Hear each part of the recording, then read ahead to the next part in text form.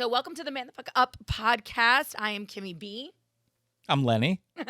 And today, Len, we have got some very special guests with us, two fabulous boss-ass females. We've got Stella B, and then we've got Chelsea Davenport. Welcome, ladies. Hello, hello. Thank you. Hi. So excited to have you. These are like our first like female guests. I'm very excited because, I think they're our first guest overall. yeah, I mean, they're just, I guess I'm excited because I'm usually surrounded by so much like, Testosterone.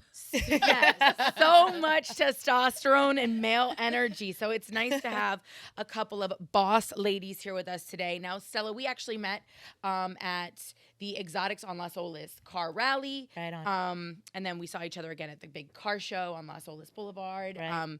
And it was just like an instant connection and vibe. Lenny and I wanted you to come in to talk all things cars and obviously manning the fuck up. Yeah. But then we found out that you work with this incredible woman, Chelsea Davenport, with a nonprofit organization. Chelsea, I'm going to let you kind of give us a little backstory. It's Healthy Hire, Healthy Retire, yes? Yes, that's right. Yes. So the organization is a first responder organization focused on providing better preventive health care, both mentally and physically, for the first responders population in Florida. So we're going to be doing a lot to work on making improvements there. We already got the ball rolling, so hopefully everything works out and we can get some changes made. I love it. I mean, Lenny, that was one of the things we were actually talking about when we met Stella at the Exotics on Las Olas, because Wounded Warrior was out there, and they were just kind of talking about some of the needs not being met for our veterans.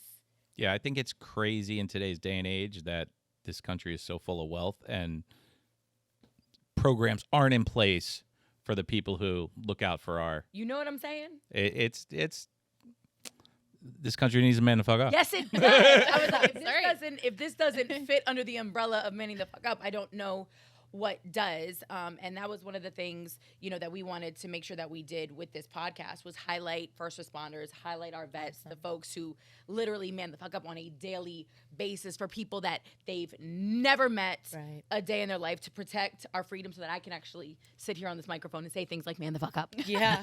Exactly. Do you know what I'm So, saying? Chelsea, the program that you're doing, can you tell us a little more about what it provides for the actual firefighters and first responders? Yeah, so I've been working with the first responder population for going on 7 years. Now, I come from a first responder and veteran family, but So you got USAA.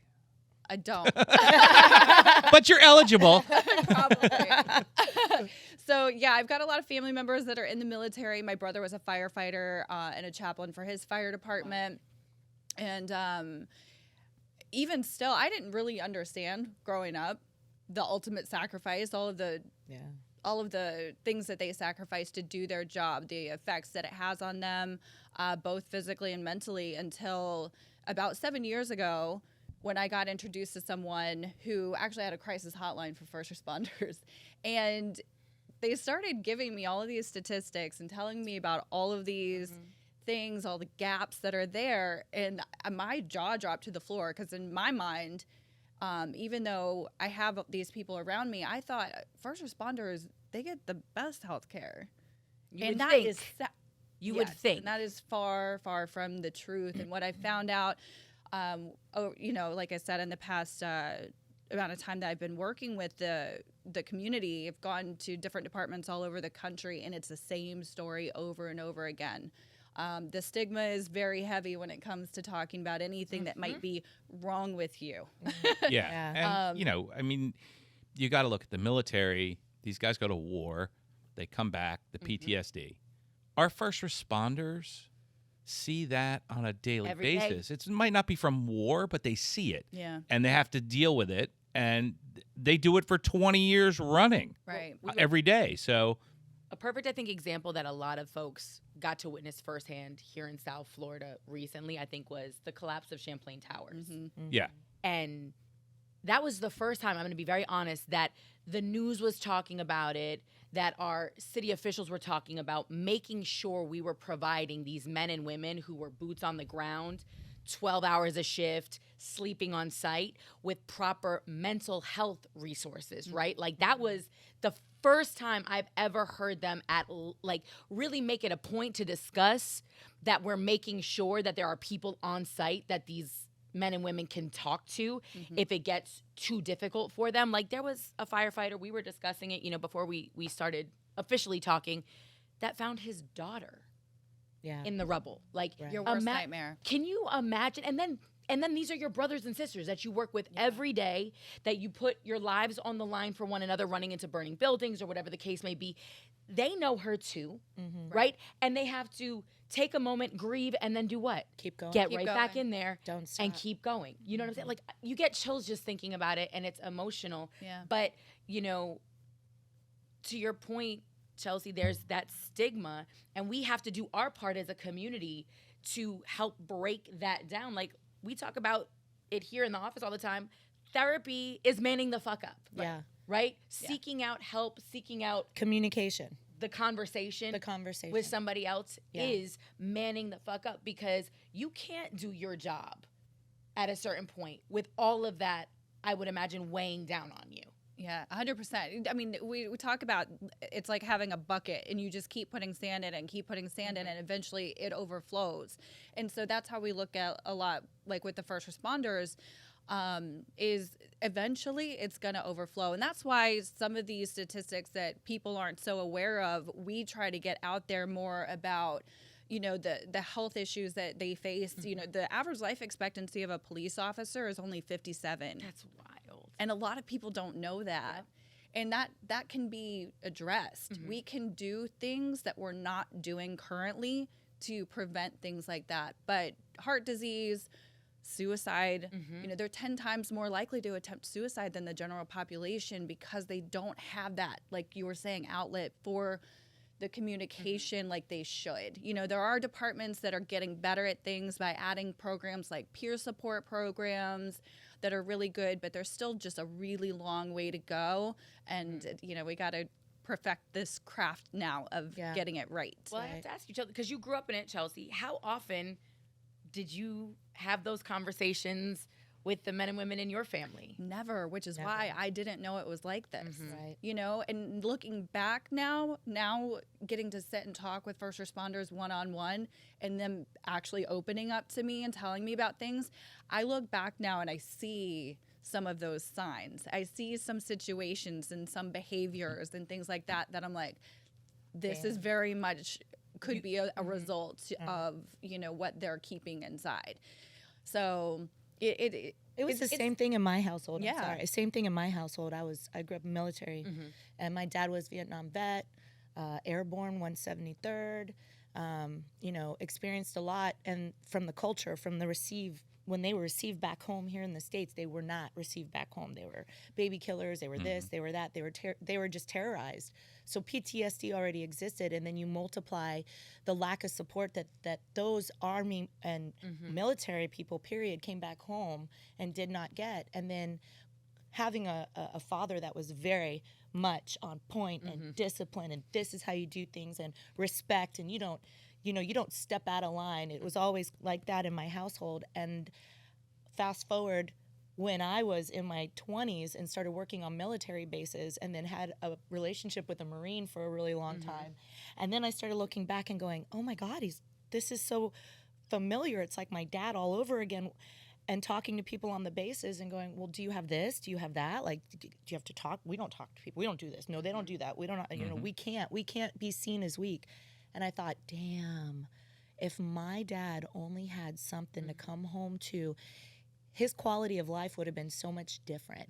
The way I was raised would have been different as well. Thank God for my mother. Thank you to all the mothers out there that love your children and love your husbands, like without any question, to keep us sane and keep us going. So there was definitely a godsent there for my father.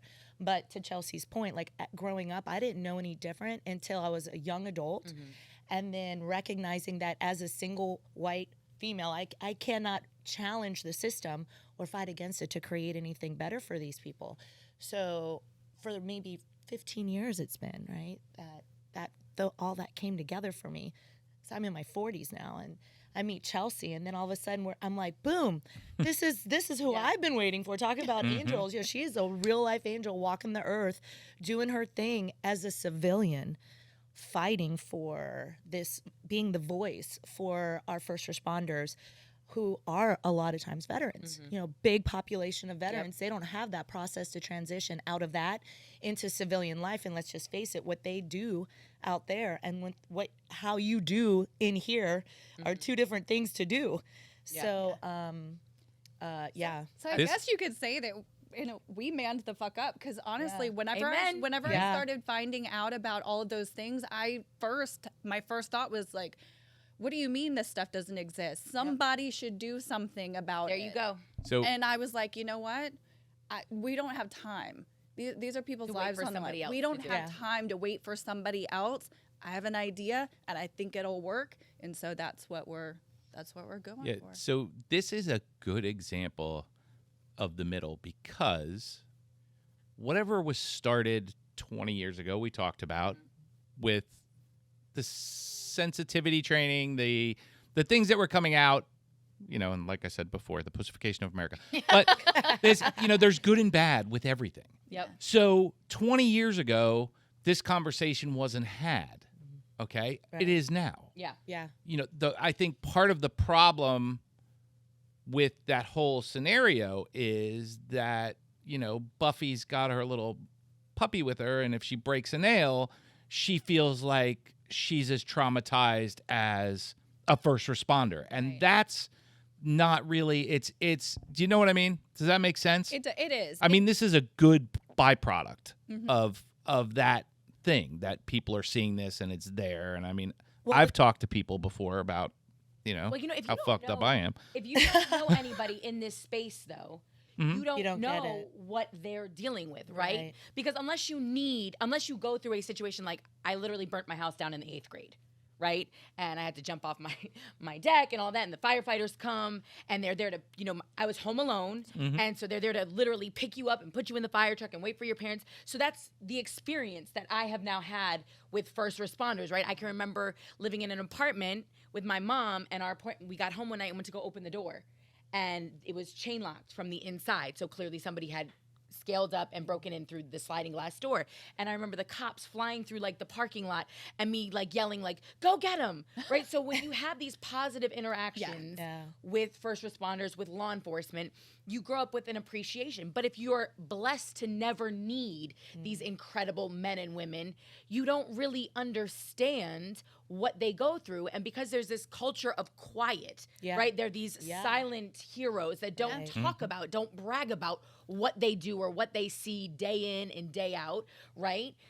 Most of us wouldn't even be able to process it anyway. Ever. And most of them are not the bragging type. Actually, these guys, they want to do good.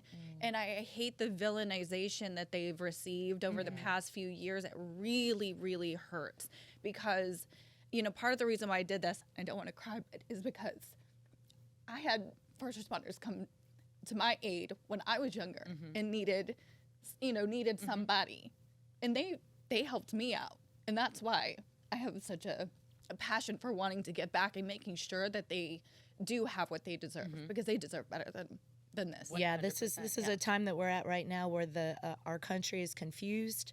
People are all over the place. They're not educated. There's a massive ignorance that's happening. It's like a dark cloud that's coming over our beautiful country, the land of the free, the home of the brave. We have all of that because of these individuals. They're out there crushing it for us, so we can go to the mall and the movies and drive our fast cars and go on, to parties and hang out and be fabulous and selfie up on social media and do all this bogus stuff that doesn't really touch upon in this way, where they can say thank you for keeping us safe from villains that destroy our country, that want to socialize and create communism and do things to take away our freedoms. And these are the men and the women in the front lines here that are doing that for us on a daily without even asking anything, getting probably paid the lowest in the valuation of time to effort and what it provides to a huge scale of people, not just the 4 of us, but the country. And then globally, how we're connected all over the place, helping other countries. So it's mind blowing, the amount of strength and just conditioning that these men and women have as our first responders and our veterans to keep on keeping the fight, keep on keeping on, fighting for us, fighting for themselves. And they need us. 100%. And now more than ever. Yeah. I mean, these are times that, 20 years ago, law enforcement didn't have to deal with the social media, everybody pulling their phones out, recording everything that they do, all the backlash and things like that. It's a whole new introduction of dynamics into policing now. And also, the pressure on, politics for them to not even really be able to do their jobs the way that they need to do their jobs. I mean, some of them aren't even going into neighborhoods to respond anymore because they're afraid to even get into an interaction because it might ruin their life. Yeah, it's listen, these guys, firefighters, police, they could be far left, they could be far right. When they go to work, they're there to work. They don't care if the guy next to them voted for somebody here. No, there's no question about that. The guys riding on the fire truck have 15 different beliefs. And you know what? You know what they believe when they're on the fire truck? That we're here to save people, and that's it. Yeah. I'm a firefighter, and that's it. And it's true, and that's, again, part of the backlash of social media and all of this stuff that we're being fed is, cops won't go pull somebody over. They won't stop a criminal because they're scared that they're going to get ostracized for doing the wrong thing. Their job. Yeah, for doing their job. I mean, I wasn't the best kid, but, the cops when I was growing up would stop you and talk to you and, drag you home to your mother. Like or, guardians. and they don't have that ability anymore. They don't have the ability anymore to scare the shit out of you, And I mean, I had an example, which luckily it happened on the reservation. My son did something stupid, a kid thing. No, nothing dangerous, nothing, just a stupid kid thing. And they grabbed him. Seminole cops grabbed him, took him out of his car, and took him to the station, and kept him there. And they called me, and they said, "Hey, this is what happened." I said, "Keep his fucking ass in the chair for about 5 hours." Let him leave him handcuffed to the chair. I'll eventually get there. Yeah. And that is a lot of what our kids need. But you know what else, though, too?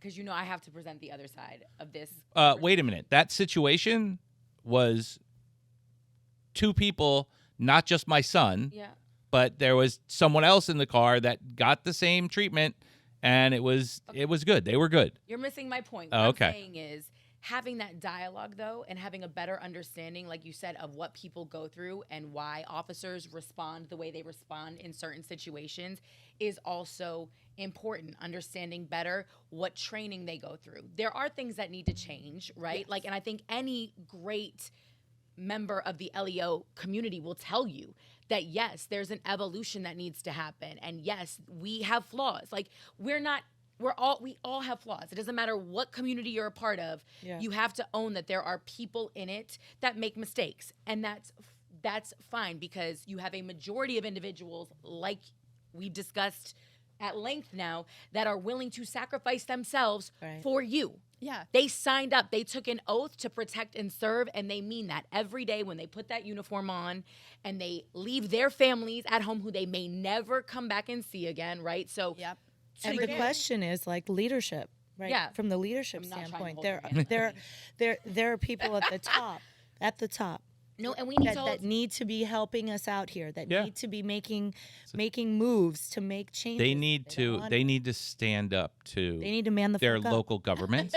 They need to stand up to their mayors. They need to stand up for. Look, we're here to do a job, and if your policies are hindering us from doing the job, but they know that. Yeah, but they need to stand up for it. And no one is. That's why we're doing what we're doing. Yeah. And that's why we're doing what we're doing. Amen, brother. But I love what you said too, because you're like, nobody knows what calls that they're going on, and that's why they're reacting on your call, maybe in a way that you don't understand. What I think we should be giving them some grace because of some of the calls that they go on that involve maybe children, things like that. They have to go and see a horrific scene, and what a lot of people don't realize is they go to the next call. They don't get to go back to the department, and process and decompress. take the rest of the day off. They go and they see something absolutely, horrific. Yeah. And then have to go and deal with somebody who's mad that, somebody didn't pull out of a parking spot, the way they wanted them to, or you know what I mean? Like stupid But stuff. wouldn't you also say that it's important to have these conversations? Because at this point, the good ones aren't going to even want to be cops. That is point. happening. No, so that if we is don't happening. keep having these conversations, and not only that, if we continue to vilify en masse, the communities that feel that they are not fairly policed will not have any representation. Because if you grow up thinking that these are the bad guys, nobody wants to go out and be the bad guy, right? So when we talk about representation being key, we need, men and women of color to want to put on the blue. We need them to want to protect and serve in their own communities. Man the fuck up and be the change. You know what I'm saying? Be the change you want to see. So if we don't have the conversation, if we don't have the dialogue, and then on top of that, the stress, the pay. Oh yeah. They're overworked. They're not getting, they don't have the resources. It's all connected. So when you're talking about the things that you're trying to provide them with, you don't think that's going to make them better officers, better first responders if they have mental health, How about just better resources? Humans, happier humans? Well, no, but that makes you better at your job. Exactly. And that was the whole sort of, from the beginning to end, what we are trying to vocalize that we want to accomplish, because yes, we want their mental health to improve. We want to be preventive about it. We want their physical health to improve. Be able to mitigate the effects of the stress on their bodies. But as you have happier, healthier first responders out there on duty, your community interactions will improve. The amount of money budget-wise that's spending on health issues. A heart attack for a department would cost about $450,000 to $700,000, just one person having a heart attack. Right. And now heart attacks are one of the most common things that affect first responders. Stress, lack of sleep, all of it. Like one of our board members, such a great guy. He is 31 years old. He was a combat veteran. Now he's with the sheriff's department. He's 31 years old. He's had 2 heart attacks. Unbelievable. That's wild. I mean, it's nuts. And they did the test on him, and it's stress related. Of course. And guess what? Now the VA and his insurance are fighting over whose responsibility Who's going to pay it for is. that? Just pay. Yeah. Fuck up and pay for this man's health care. This is ridiculous. This is part of that's part of a serious problem. That shouldn't even be a question. They should be fighting over who has the privilege of paying for this man's health care. Thank you. Wild. Yeah, Okay, now I'm gonna health. You Put a seatbelt on. You don't want to get me started on healthcare in this country, but No. healthcare in this country is horrible for everybody, and it's because it's about money. It's not about people's health. It's about money. There's no money in making people better. No, because I'm sure now he's on medication that he'll be paying for the rest of his life. You know what I mean? Yeah, somebody will be paying for it. It's just, it's for me, I know that when I was growing up, police, firemen were available. Yeah. You could ride up to a fire station and get air in your tire. Aww. You could, and I grew up here. I grew up in South Florida. Dang, the fire station by my house I went over to the other day, we had a function and I had all this leftover food and I'm like, I'm going to give it to the fire department by my house. It was the first time I went there. I've driven by there 6 years, right? Went in there and it's like a barricade. And you hit a ringer that sounds like a big buzzer on the other side and some dude comes down. He's like, can I help you? Like through a little door. I'm like, I have food and it's not poisonous. Now I'm starting to feel like I shouldn't be here. Yeah. My kindness. And he was like, well, we were not allowed to accept it. And They're not allowed to accept food because they don't know if somebody's trying to hurt them. Isn't that crazy? And he was like, thank you so much. I'm like, but I just dropped the other half off at the kitchen down the street. Oh my God. There are police officers that won't even tell people they're police officers anymore. Mm-hmm. Yeah. And they won't go into places to buy food in their uniforms because they're afraid that somebody's going to put something in it. It's, and this is, again, social media. This is This is being spoon-fed information based on what you're searching at Best Buy. Personal basically. opinion. Yeah. It's profiling. And listen, we're in one of my companies is, an internet marketing company. So, I'm familiar with what's available on people. I'm familiar with being able to send an ad to one person specifically. So when you get all of this stuff out there that's just negative and Or they're feeding it, garbage. and there's no one saying, hey, that's not necessarily the only thing that they're doing, I mean, there's bad apples in every bunch. We know that. Well, it's also perspective and how things are portrayed. Of course. And the position that things come in at, you can say things 3 different ways and you're going to take them 3 different ways, right? Yep. So there's so many dynamics and variables on what's happening in our world today. Typically, the truth is somewhere in the middle. It's somewhere in the middle. I mean, you get an extreme opinion from this person, you get an extreme opinion from this person. They could be standing next to each other at the scene and see 2 different things. Absolutely. 2 different things. It's and whichever perception's the more exciting, that's what they'll run with. Yeah, it's filtered. Doesn't matter whether it's everything we hear is filtered. Can I through talk about the something exciting? In March. Oh, I thought you were going to talk about me. Well, I wanted to save that for the end. Oh. But in March, I just wanted to bring up that we're going to be doing because I love cars, so I just clicked in my head. We're going to be doing an event in Homestead Speedway, Horsepower for Heroes. I love that. It's going to be so dope, dude. And we're going to have some pretty amazing people we're collaborating with. And it's going to be ride-alongs for first responders and veterans. And I don't want to give away too much, but it is months out. It'll be 2022, if you can believe it, end of March 2022. So I just wanted to throw that out there for whoever hears this and wants to come out and help. That's great. Yeah, support our cause. You can check us out. Let me know how many people are going to be out there, and we will send all the first responders hats and awesome. products. Okay. Well, it's going to be a pretty big kind of like, Homestead Speedway is a huge facility. So I think a lot of people will come out and support Yeah. too. And big, actually, with that being said, shout out to the chief of police down in Homestead, Yeah. Mr. Al Roll. He's a personal friend, so he's Awesome. absolutely incredible. Okay. And again, it's just it's perspective and it's experience and it's interaction, and hopefully, with Healthy Hire, Healthy Retire, you'll be able to maybe create some opportunities like, Horsepower for Heroes, where the community can come out and engage and interact with these incredible men and women, and not just show their support, but, get a chance to maybe have a little bit of dialogue and conversation. There's nothing like actually meeting somebody and putting a face with a badge or a face with the uniform and getting that moment to spend some time. And you'd be amazed at how much it can, I don't want to say dilute what you see on social media, but the more positive interactions we just have as a community together. And with, like, to your point, Lenny, there was a time when little kids, that was one of the top 5 things you wanted to be, right? What do you want to be when you grow up? Policeman, policewoman, firefighter, astronaut, mailman, mailwoman, whatever, right? You wanted to have these quintessentially American blue collar, these jobs that just, you were a good person, and we did get away from that, and it's sad. And kids look up to them as heroes. They are. They are. And so, that, I mean, it's no surprise that that's what they want to be, and you still hear that, but then you get older, and I know my stepbrother. No, we hear influencer, YouTube star, and it's like, you just want to kick them in the head.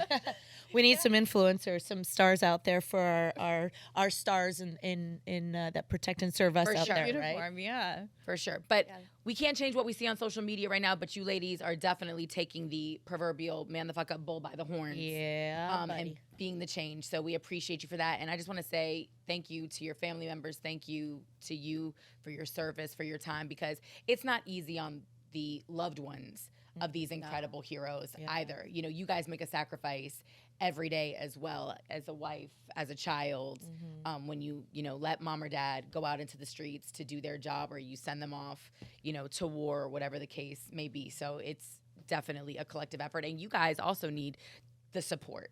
And it's important that we continue to have these conversations and provide spaces like this. So. Yeah, and I also want to give a shout out to all the dispatchers and the EMS workers out there. I know when we talk about first responders, there's a heavy focus on law enforcement and on fire, but the dispatchers, they're the actual first responder. And they talk you through it. They take the call. Yep. Yeah. So and they go through and they hear a lot. And one thing people don't understand or realize about dispatchers is that they don't get the closure that first responders on scene do.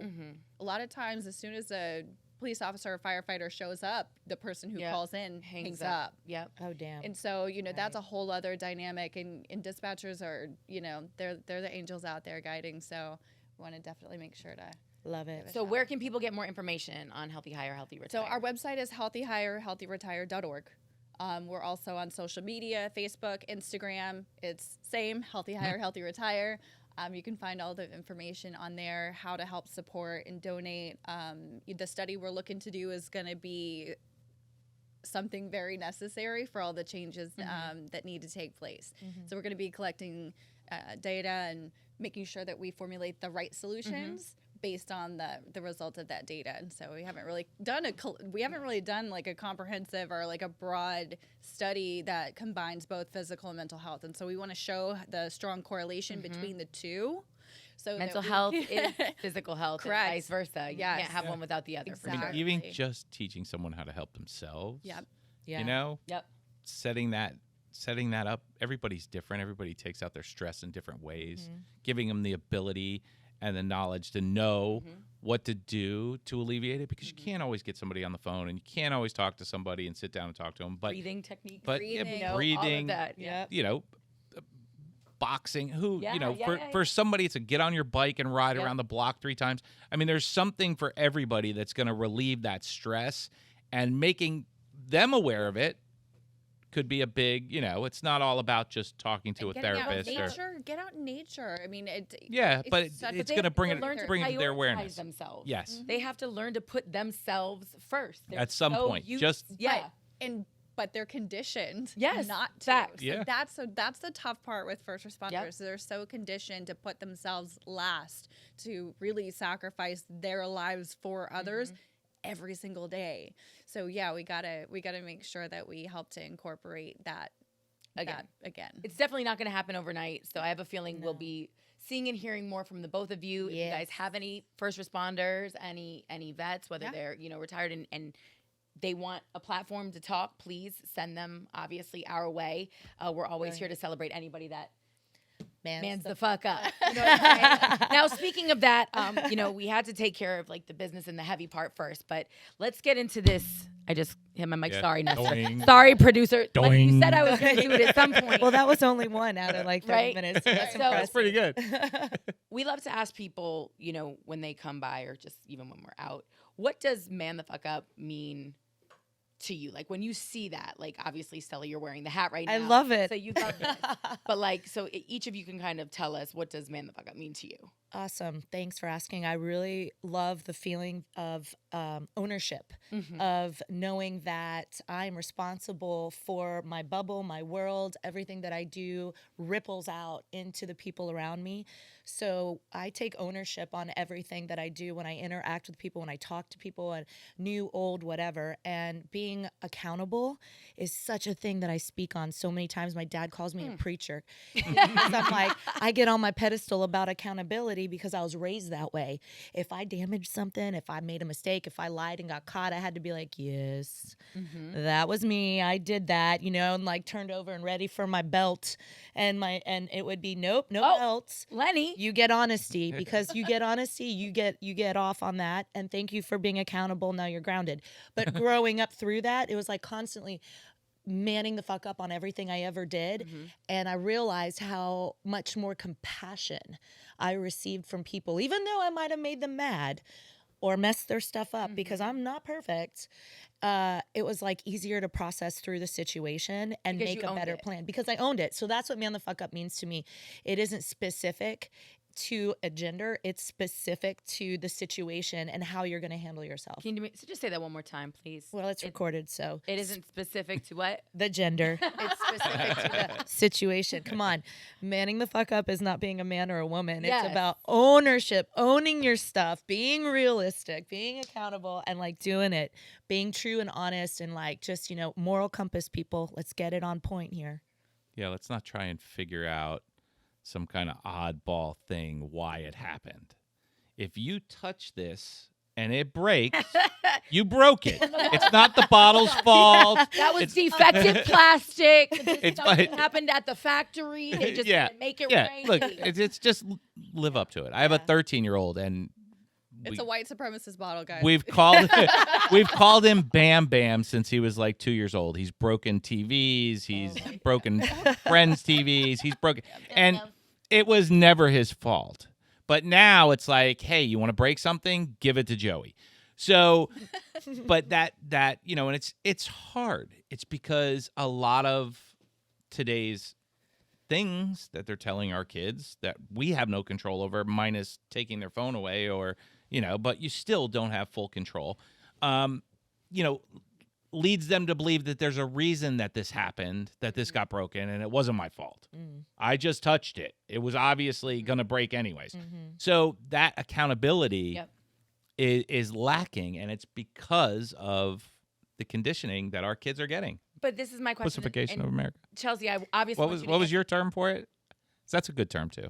What? For the pussification of America. Oh, that people have vaginitis these days. Vaginitis. Okay. Yes, vaginitis. I want to come back to it, but to what the point that you're making about it being conditioning, and Stella talking about, Stella was conditioned in her house. No, I feel That started with her father and that militancy, that regiment, that that cracking of the the whip. Like, so when do we stop blaming it all? Like, it's almost like I feel like sometimes our parents are also doing the same things the kids are doing. Don't leave the raising of your children to the internet, right? Like, at the end of the day, it's still you're raising your children. This is our future, right? These are our people. So you can't blame where they're falling short on everybody else without at some point.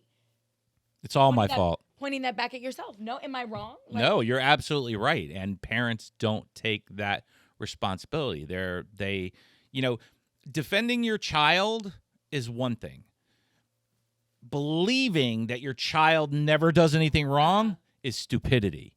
Okay? Because they're kids. That's another shirt. That's their whole That's a shirt right there, Lenny. Their whole entire life. They're going to make mistakes. That's the whole point. Right. If you don't let them make mistakes and you don't correct those mistakes, then, your kid's wrong. It's how to man the fuck up. It's how to man the fuck up. And move forward from it. Yeah. Without any pride, without any ego, without anything being destroyed, because it's not about that.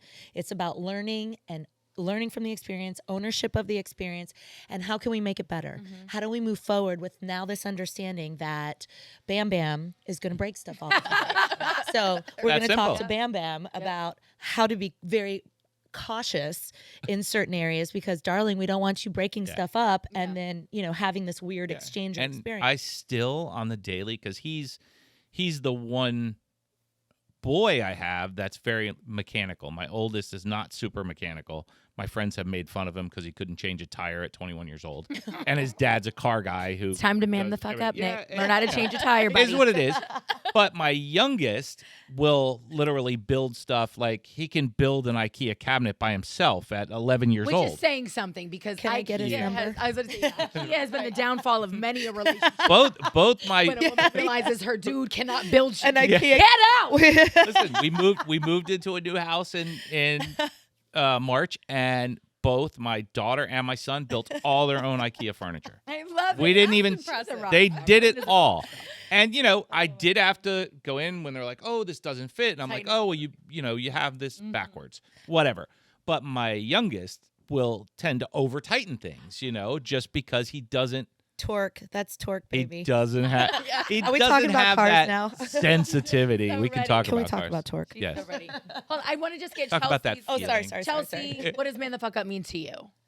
So, like Stella, I don't believe that it has a gender Okay. associated with it. I mean, we're all human. I'm happy being a woman. Yes. I'm just fine with that. Man. And and I think that it does have a lot to do with accountability and just knowing when to kind of pull up your bootstraps and get get over it.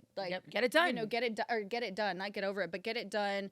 People struggle a lot with all sorts of things these days. And for me, I know it's been a lot with business and being a woman in business and trying to, establish yourself In a man's industry. Yeah. yeah, Whoa, whoa, establish yourself there. And honestly, I have a book at home called Man Up, and I bought it because I wanted that perspective, and I wanted to see how I can, how I can really improve on that and having my confidence. and all of those sorts of things. So I think Man Up is, it for me, it stands for a lot of different things, but just really like pushing through and keep going. Just keep going. And that's such a great Fortitude. word. Like pushing, like accountability, pushing through, bossing up, getting it done, handle your business. Like, well, it's all about determination, right? Focus and making a plan and not just talking, but doing. So, Man the Fuck Up could really like fall into so many different categories, and inspiring people to know that it's okay to aspire for things, whatever that may be, a better position, an experience, forgiveness.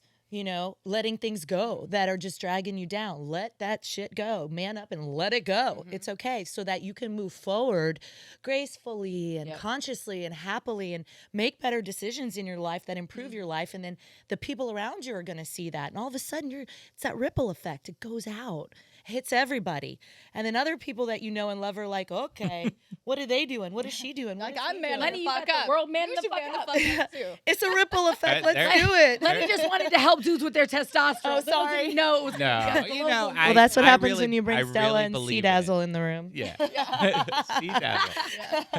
I really believe it. It goes to that story that I told you where I get orange juice every morning. I pull in, my truck says "Man the Fuck Up" on the side of it.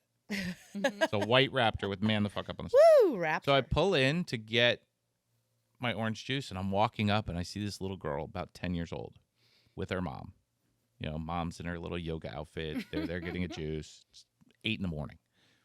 So the mom, like, catches my eye and says, "My daughter," right, "wants to tell you something." Or you said, "My daughter wants to know why you don't have a woman the fuck up." Now, this is like a 10-year-old. So she obviously identified what the truck said with what the truck said. And I'm like, oh, I'll look into that. But it's, the mom was very friendly and very nice about it. And the 10-year-old had it. And it was nice to see that because, people look at it and they go, what the, Well, it obviously resonated with her too. Like she got, like you said, to your point, she knew exactly. And that's why it has nothing to do with gender. No. When you see it, it should inspire something inside of you, right? Like it should make you go, huh. Am I manning the fuck up? Am I getting it done? Yeah. Am I handling my shit? Like, and that's what it is when I see it. But in 2021, you already know somebody's gonna. But it's funny, the ones who focus on the fact that it's gender specific that don't believe in genders, right? Oh gosh. Yes. Well, that's a whole other yes. a whole nother one. Sorry, I like what Chelsea said earlier when we were talking about what it meant to us. The word man really does represent mankind. Yeah. And we are humans. So we are women. I mean, the word man is used interchangeably in all these words that respectfully represent all of us as a species, as our humankind. So if anyone ever asked me that question, where's the woman? I would say, well, there isn't one or the other because man stands for mankind. So it's all of us. Well, and it's kind of one of those things that goes back to like when you talk about feminism, right? It's like if you really want to be equal, you have to stop identifying. Yeah. Right? Dividing. Like it's going to take a very long time for us to get to that place. Like let's be very clear about it. And that has whether it's race, sexuality, it's going to take us a while for people to not see all of these things. We're actually different, men and women. Yes, we have different parts. So it's, there's always going to be that difference. There is, but to Chelsea's point in business, right? It doesn't matter what gender your CEO is. Can they get the job done? Right. Can they boss up? Can they lead people? We may lead differently. We may have different styles. But at the end of the day, I guarantee you we can both be equally productive, right? Like that's... Absolutely. And it shouldn't matter. Like if I see the name, if I see Teddy Davenport, Teddy could be a female. You know what I'm saying? Like when I see CEO, it shouldn't matter, but, it does in today's day and age still. It's harder for women to get to that 100%. top tier. And this is all stuff. And I think if you look at where it started and where it's come to, it's gone leaps and bounds. Yeah. Facts. People are trying to push agendas overnight that are not going to happen. We couldn't But vote 100 years ago. No. Women couldn't vote 100 years ago. There's CEOs And of Fortune 500 companies now that are women. Sheryl Sandberg. Yeah. who's So from, yeah, across the street. She Right. lived across the street. But she went to school with my wife. So the progress is happening. It's happening. And But those women. And I also believe those limits exist if you believe they do. absolutely. Facts. And So yeah. it's all how much you're willing to try and keep going, and like I said, try to break those barriers. I know it's more difficult for women, for people of color, but the bottom line is it's your choice to do what you want to do. That's why we love this country. It's our choice. And you can do it. And Find a way around. yeah, you And can trust do me, it. I've been Make there, it and happen. I'm sure that you guys have been there too. I'm sure you've been in a situation where where You just men told no. try to Or hold you back. But Oh, I'm still yeah. here. Yep. I'm still My here. whole You make your own It didn't- way. Exactly. Those Everything limits I've We're are ever definitely resourceful. here. Yep. We are women know how to That man the wasn't- fuck up better than a lot of men. That's all I'm gonna say. That We forced you to. Lenny, Yeah. We thank you. forced you Oh, to. thank you. It's Thank you true. for years of misogyny and the rest of it. We appreciate it. It made us better. Sorry. Okay. Oh. Can you give me a cup of coffee now, please? Saying, yeah.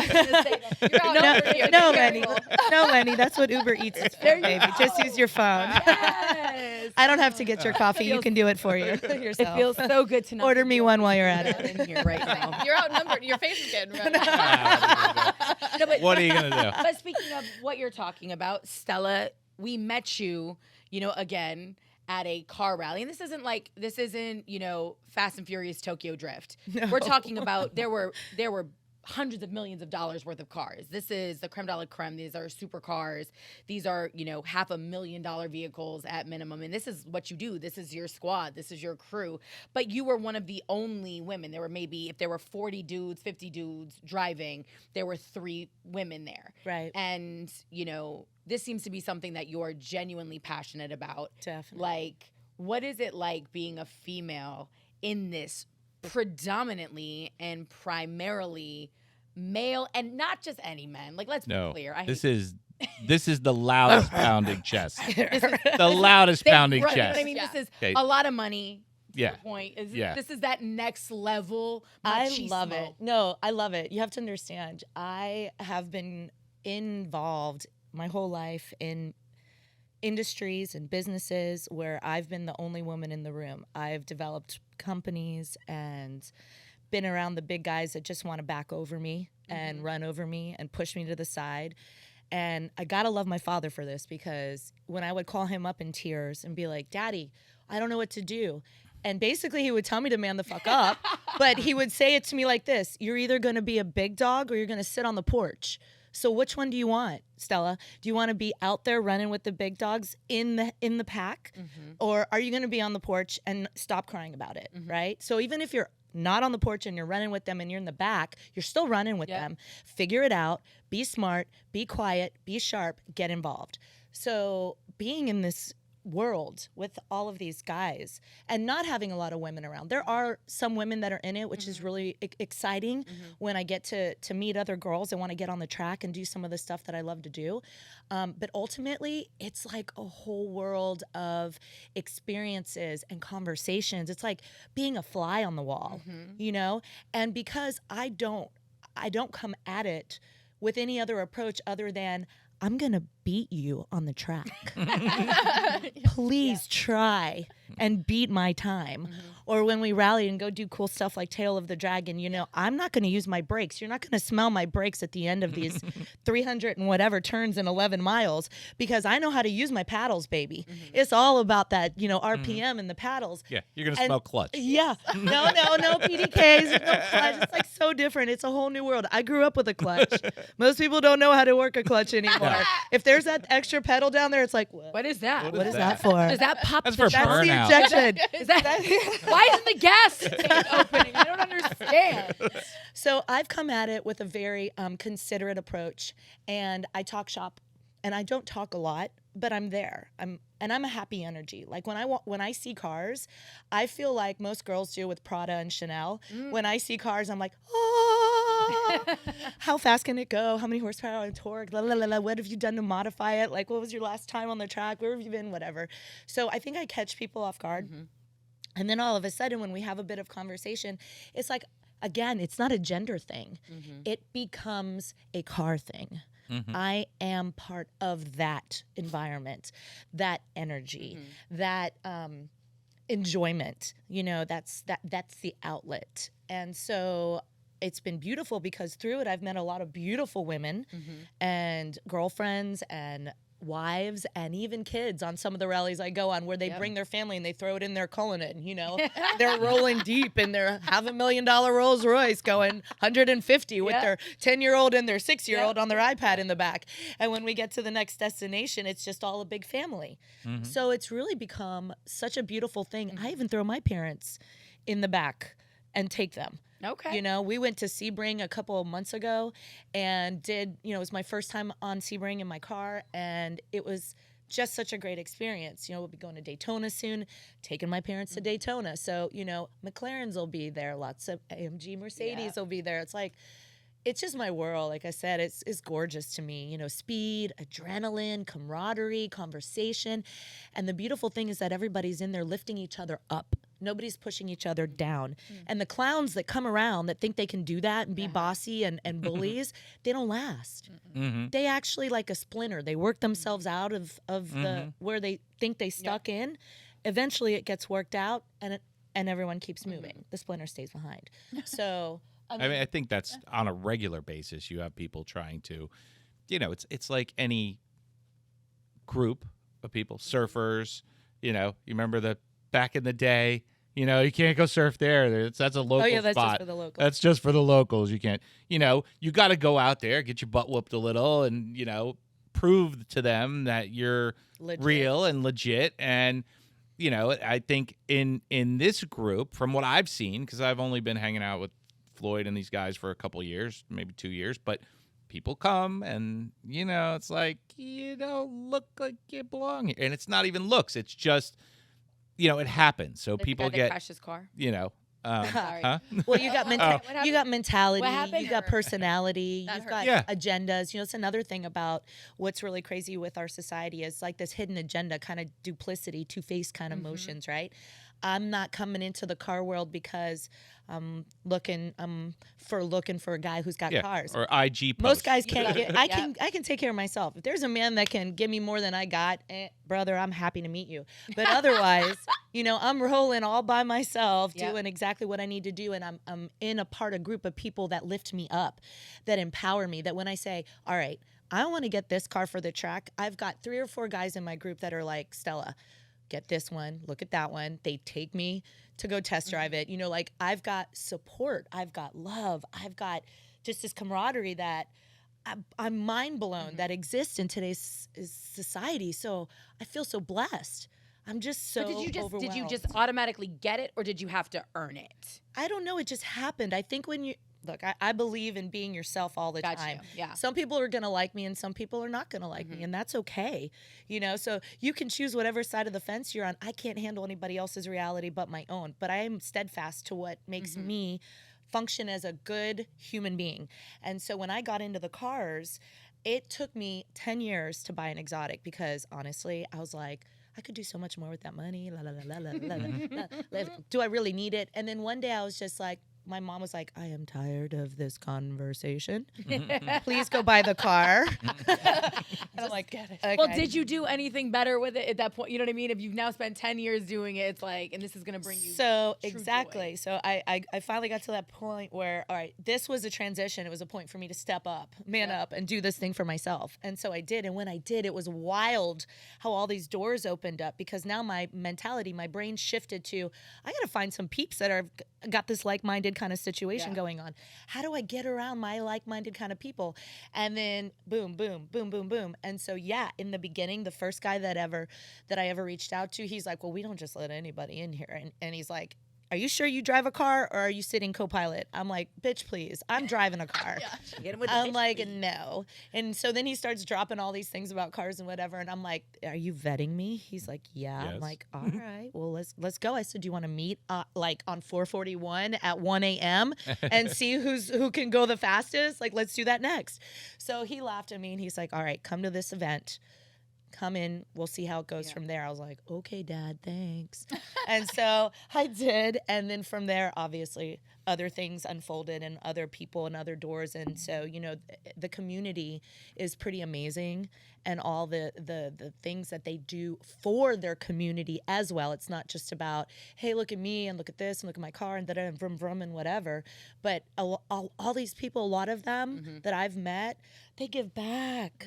They love one another. They support one another. They're out there for one another. And I think that's what our world needs more and more and more. Yeah. Oh, man, I wanted to hear like a douchebag story. I'm sorry. There's plenty of douchebags. know. We'll have plenty of douchebags. How But, much you know, time that's a do we perfect that's a perfect man the fuck up story. Yeah. She wanted something and she went and got it, and she's a woman. Yeah. I was going to say girl, but Well, I'm glad. yeah. Say it again. I still like girl, but, you know, What's up, girl? a girl refers to a younger woman. Yeah. She's You know. She's a grown ass. Grown ass girl. She's a woman.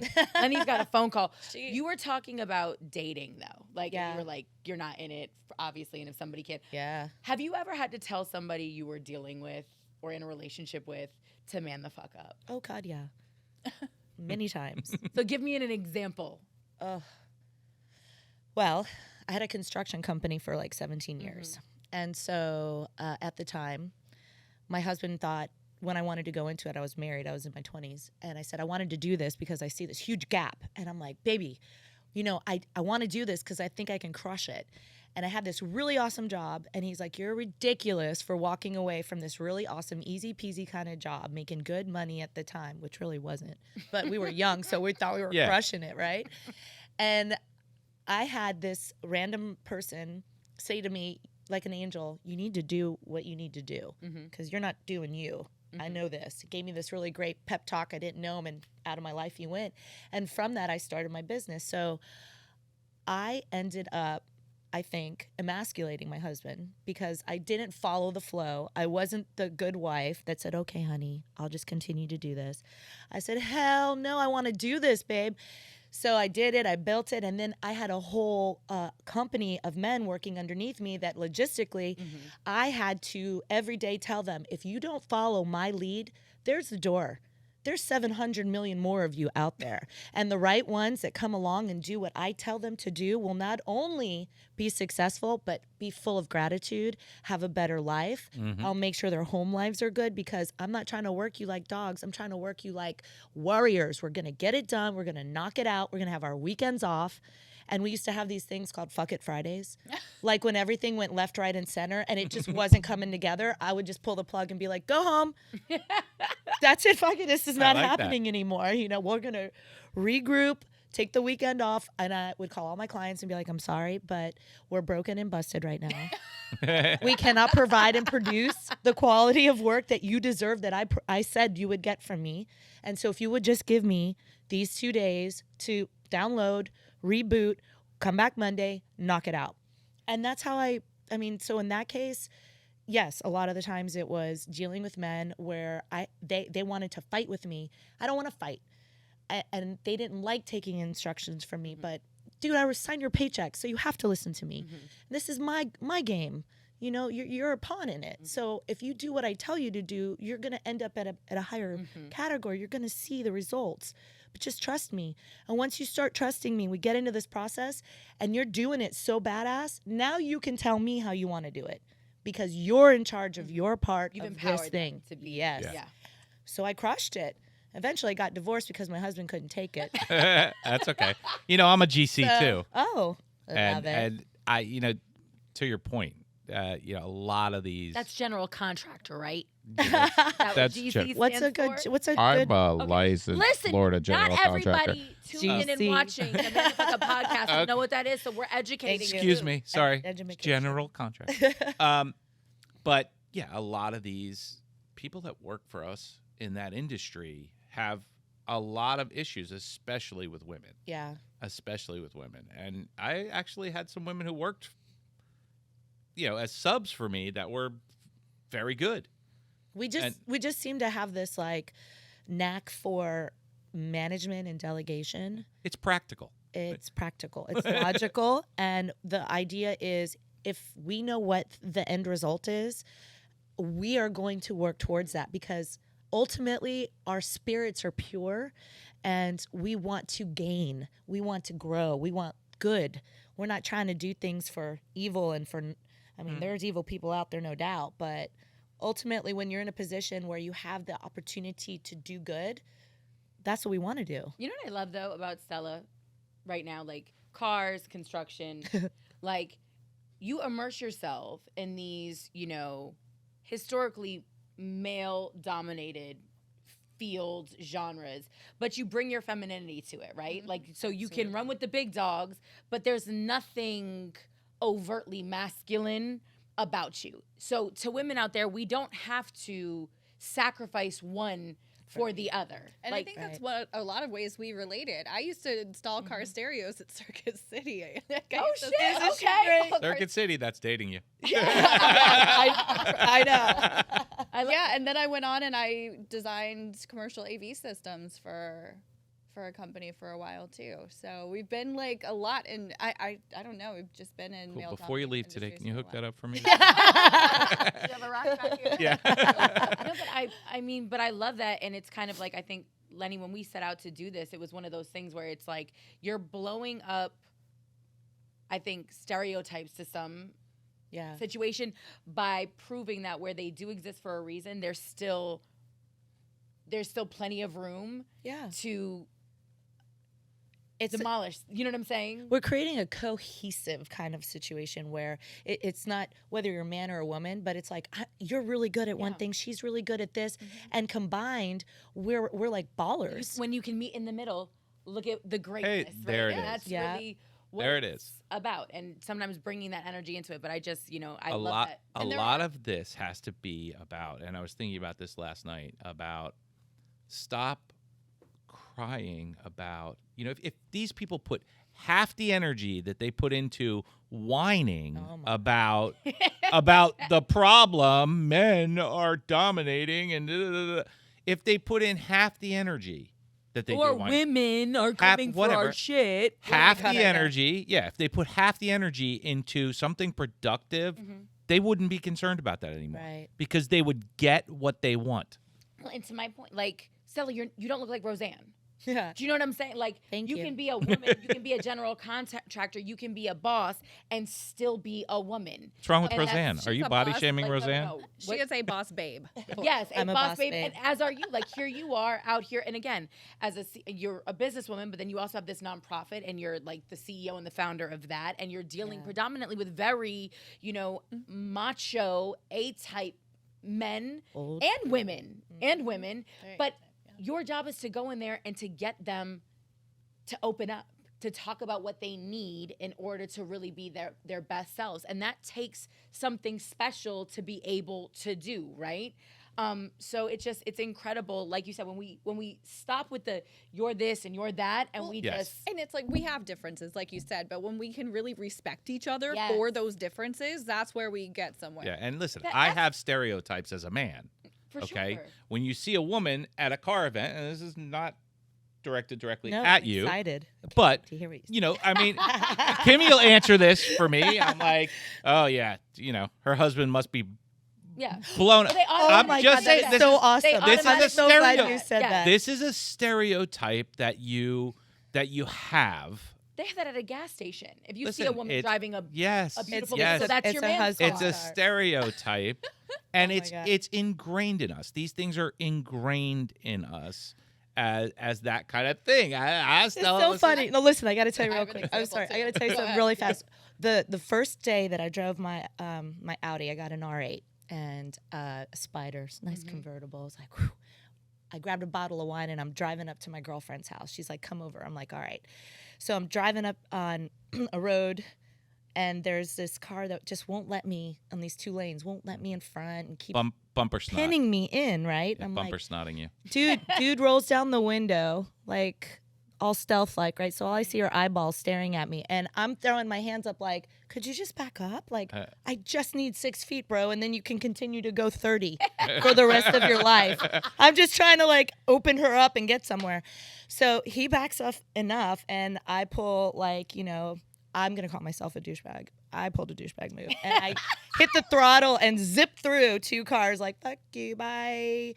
And then guess what? That's a great license. Boom! All the lights on this dude's car come on. And he's undercover. Yeah, he was trying to warn me with this, like, super stealthy eyeballs only. Like, slow down, stupid. And I'm like, fuck you! Get out of my way! So he pulls me over. I'm like, son of a biscuit. So I pull off to the side. And he's furious. He comes walking over. He goes, what is your problem? And he's yelling at me. And I'm like, well, I don't have a problem. He goes, is this your husband's car? I'm like, no. He goes, is this your boyfriend's car? I'm like, why's it got to be a man's car? Purple, and they still think it. So we're yelling at each other now. And he's like, where are you going? Are you drunk? And I grab the bottle of wine out of the seat next to me. I'm like, nope, on my way. So to your point earlier, like, it's not common, and for those of us ladies out there that are rally savvy, that love the throttle, that, you know, need the adrenaline, that feel the rush of that, like, gorgeousness when you can just hear all those, like, the engine and the popping and the locking and the woo, that kind of stuff, like, I love it. Like, you divas out there, keep rolling, keep going. So there's another story, but it wasn't husband or boyfriend, it was daddy's car. Oh, daddy. So I have a Jaguar F-Pace, and I was parked on the avenue, and I was getting back to my car. It was nighttime, and some kid and his girlfriend were leaning on my car, just making out, and I was like, excuse me, could you guys get off my car so I can leave? And he was like, oh, sorry, we were leaning on daddy's car. And I was like, no. Again, stereotype. Yeah. But It's mine. I'm going to need a little, you know, self-defense here.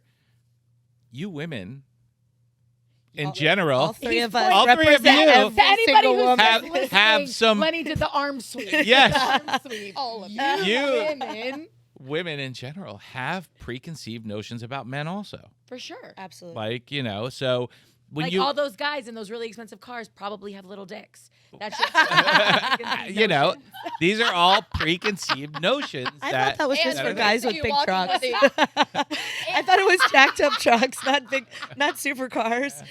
I think anything, supercars, big trucks, you know, anything that overcompensation. anything that makes you look grander than you are. Well, and when we see older men walking around with younger girls, we now automatically assume it's your girlfriend or yes, not your dad. Not your dad. Not your dad. Yes. But no, I'll take it one step further. We paint a whole picture. Like, he left his original wife of 30 years after the kids went to college, moved to South Florida, found himself a 28-year-old somewhere, probably on Fort Lauderdale. And he bought her a supercar. And he bought her on Tinder. Exactly. See, I'm too old for that to happen. That sucks.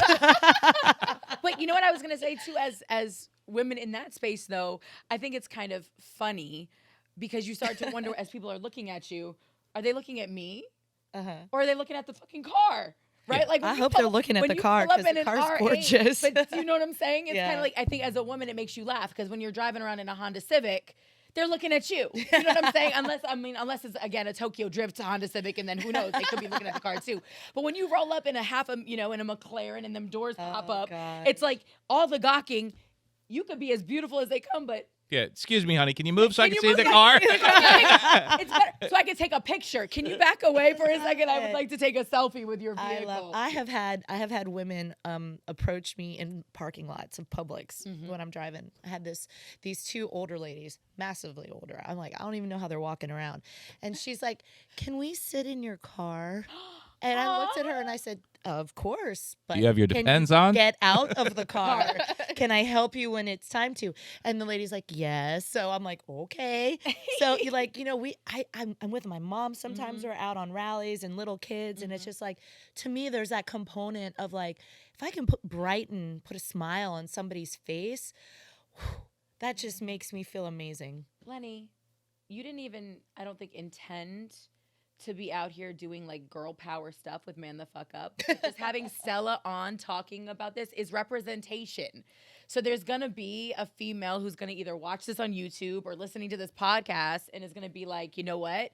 I'm not by myself. I'm going to boss up. I'm going to man the fuck up. I'm going to head to the track. I'm going to get to know some people and I'm going to pursue this passion of mine. You know what I'm saying? Yeah, and sometimes all it takes is seeing one female doing what you think you might want to do to push your, you know what I mean, to push yourself or to step through or to, you know, inspire that encouragement.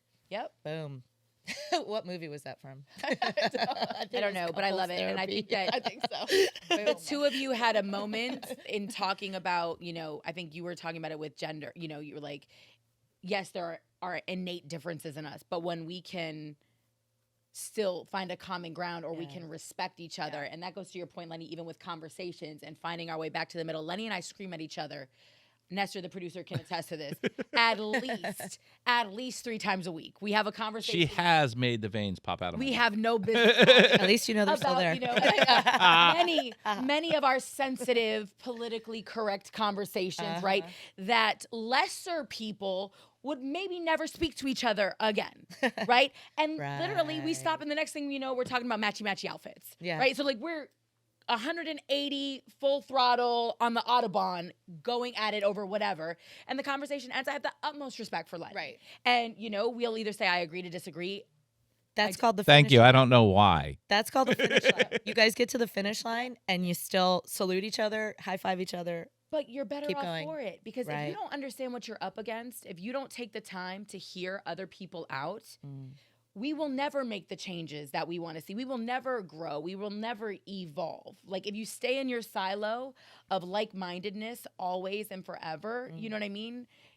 That's all you're ever going to see. And you'll never, ever, ever understand where the other side is coming from. Yeah, and I think it just boils down to really just respect. At the end of the day. Because once that starts to erode, then And listen, as a man, again, because I'm outnumbered today, guys. Hey, love I need help here.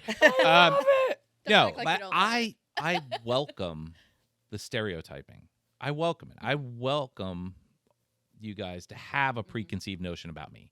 Because then when I open my mouth or do something, it totally shatters it. Yeah. And I think women should have that same thing. They shouldn't be offended that men think, hey, why aren't you home doing the fucking laundry? They shouldn't think that. They should just shatter it. Right. And I think that these ladies have sat absolutely. on the Man the Fuck Up Absolutely. podcast and done exactly that. Absolutely. But, you know, there's 330 other million people in this country that we need to convince. Listen to us. Women and men. One episode at a time. I was just one going to say episode at a time. But one episode at a time. But before we let you get out of here, Lenny, I think this is a great way to end it because these women will be completely honest. The term bitches. The term bitch. Can we talk about this for a second? Bitches. Nestor, don't look at me like that. Are we offended by the term bitches? Is it time for us to hang up bitches? You know, we like to cancel, you know, every year a new word gets canceled. Okay. Like, if you hear a group of gentlemen like, oh my God, those some bad bitches. Like, are we offended by, like, talk to me. If I say bitches, are you... For me, it's just always been the way it's used. Like, if I'm fighting with someone, if I'm in a relationship and someone calls me a bitch, like you're such a bitch. We don't, no. But have you ever had somebody say you're acting like a bitch and you're like, don't call me a bitch, and they're like, I didn't call you a bitch. With you, I think there is a difference. Don't call me a bitch. Context. But I can, Context. I 100%, I own that shit. I've acted like a bitch before, and I don't really care. Like, I'll be like, hey, you know, she's hey, kinda, bitch, hey, bitch, like, yes, don't care. She's kind of using it as a offended by things like that. When she first came on, she's like, "What are you gonna have on the podcast?" I'm like, "It's gonna be about health, motorsports, and bitches." If you look, I erased it. You erased it? Motorsports, I said to Nestor, you erased it? I did. I took it down. It's. I don't know. I just don't get offended that easily by that sort of stuff. I mean, it's not directed at you or you. It's just, it's a term that men use with each other, or, you know, this is a very male-dominated office. Yes. And I think, okay, listen, I think that we should all be able to express ourselves in our own ways. And again, no one is held responsible for like, I can't be held responsible for how you feel about how I feel about something, right? So if I'm coming at it in a way where it's like disrespectful or rude or whatever, I can see where that can be a problem. And yeah, you should shift the dynamic so that it isn't in a mean way or derogatory way. But I think it's funny because dudes and bitches or whatever, you know, there's a vernacular that exists that should be allowable to be in the conversation. So when it comes to bitches, like, I stopped using that term because I felt like within my girl circle, within my ladies, I liked babes better, right? Because it has like a happier kind of uplifting sense to it where you can still be a bitchy babe. You know, you can be a boss babe. You can be a badass babe. You can do all kinds of things with a babe.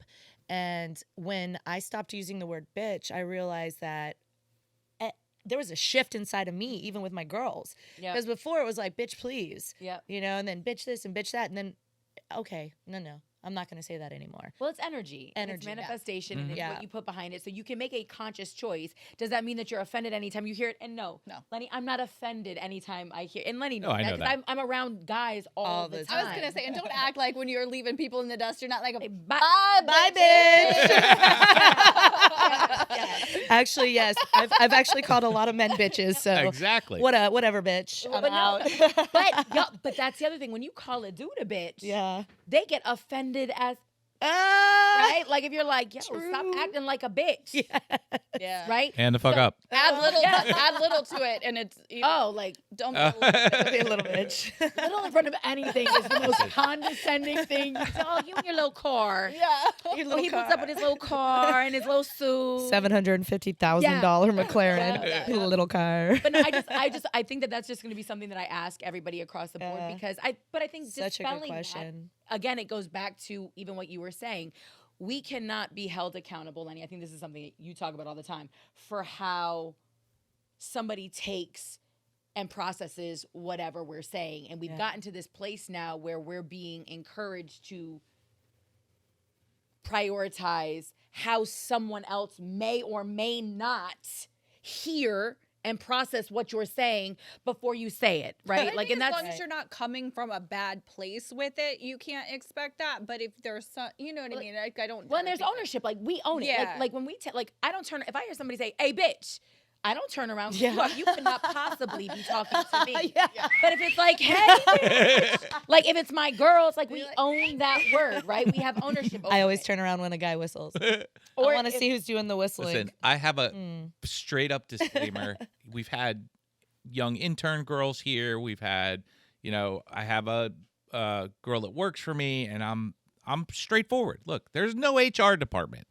I tell people straight up, you're going to hear and see things in this office that are offensive to almost anyone. Okay? Anyone. Yep. I don't care who you are, you're not above reproach from stuff in this office because this is a marketing company and we're marketing products and, sexuality, this, weight, I don't care what it is. Gender, you're gonna hear shit come out of my mouth and other people's that's gonna be offensive. Yeah. You clearly have to know it's not directed at you. No one's ever gonna look at you and say something specific about you, but you're gonna hear it. And if you can't handle it, this isn't the place for you. And I'm fine with that. But I lay it out there because, I'm not. And today when people are, I'm going to sue him because he said this or he said this about a woman and I took offense to it. No. You came in this office. You were told what it's about. It's like you go to a strip club and he made me get naked. It's just not, it's not feasible. It's not feasible. Yeah. And it goes right to that. I think you just wrote the disclaimer for the show, by the way. So we're gonna have to go back and really listen and script that out. Like, listen, that could offend almost anybody, and I think that's even what Man the Fuck Up. Well, that's why we asked because it could offend everyone, but it shouldn't offend anyone. Yeah, right. So it's all in how you approach it. But you ladies have been absolutely incredible. Lenny, for the time being, I guess bitches can stay on the board. Yes, to the bitches. Hey. Can we come up with a word like that for men? Can we come up with our own? Like when we say, like, they'll say, oh, we're going out looking for some bitches tonight. What do we say? We don't even say that. Like, we just need a word. So I just need the ladies to put their thinking caps on. That's interesting. Well, if you're going out looking for guys, I'm sure you have a word. No, we don't. Like, if you're specifically going out to I'm going out look looking for dick. guys. I don't think. I don't know. I don't. Vitamin D. That's something different. Can we say vitamin D? No, but like, I'm deficient in my vitamin D. Let's go out. We need to go get some supplements. That's a whole other podcast right there. Is this the Man the Fuck Up supplement line? I need some vitamin D. Women's formula. Brought to you by Vitamin D. Vitamin D. That's our new. All right. Oh well, super great to be here today. Thank you so much, you guys. Thank you guys has been so much awesome. for having us on. Thanks. It's been a lot of fun, and I'm glad you guys came. And we're gonna do whatever we need to support you guys. Thank you. Whatever Healthy your hire, events are, healthy retire. we'll get it out. We'll get it out. We'll be there. Perfect. We're there for you guys. Love Thank it. you. Awesome. StellaB Chelsea Davenport. We appreciate you, Lenny. Lenny, boss man. I love you. Love you, baby. It's the Man the Fuck Up podcast. Make sure you check us out. Spotify. How Apple, can you not? Google. Where else are we, Lenny? Spotify, Apple, Google, YouTube, LinkedIn. Man the Fuck Up. ManTFUpTV.com. Right? ManTFUpTV.com. Or you can also email KimmyB@ManTFUpTV.com. I was giving out my email address at the end of every. Blow it up already. Creeps, I know you're out there. All right, bitches, let's go get a snack. All right. Snack time.